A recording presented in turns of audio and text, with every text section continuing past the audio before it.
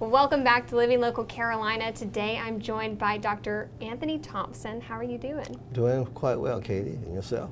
I'm doing wonderful. Good. I wanted to talk to you about your story and who Yes. you are. Okay. Well, my story could be very lengthy, but I'm going to make it as short as possible. Maybe a few details, but my story, of course, began with Emanual, the '99 tragedy, which my wife, during that night, was her first time teaching Bible study.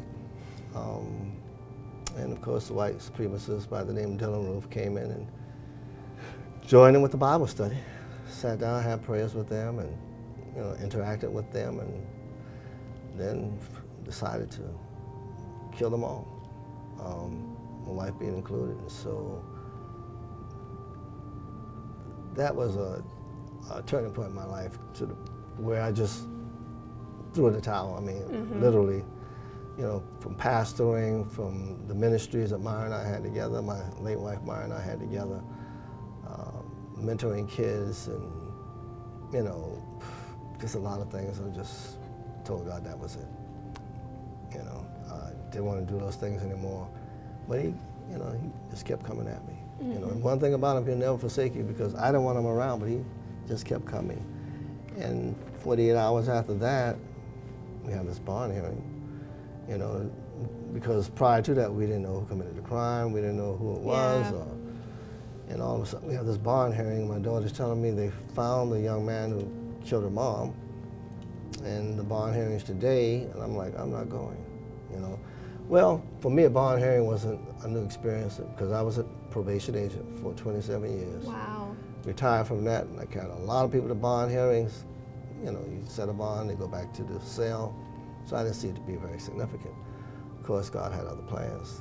And my daughter just kept coming at me. We ended up at the bond hearing, and I told them literally, don't say one word. We're going to keep our mouths closed. Because this is the first time we encounter a situation like this. And whatever you say, you're going to hear it again. And lo and behold, the magistrate asked, is there anybody here from the Myra Thompson family? I'm like, you gotta be kidding. And didn't want to speak, but the Lord said, get up, I have something to say. Now, mind you, I knew it was him because the night before, I want to say 48 hours before then, I was on the ground literally crying like a baby.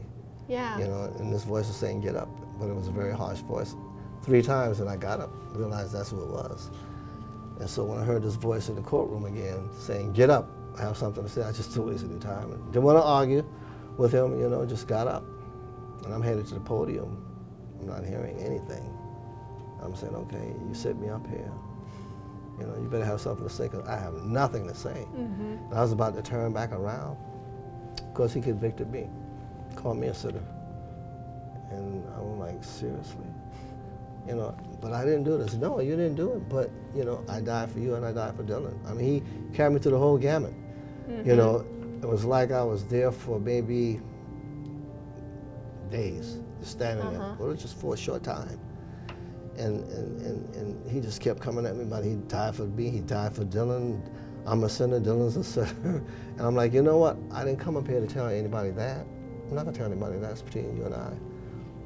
But he just kept coming at me, and it just took me back. And I started thinking about the fact that I am a pastor, and I had a church that they needed to know I was okay, and I needed to do what pastors do.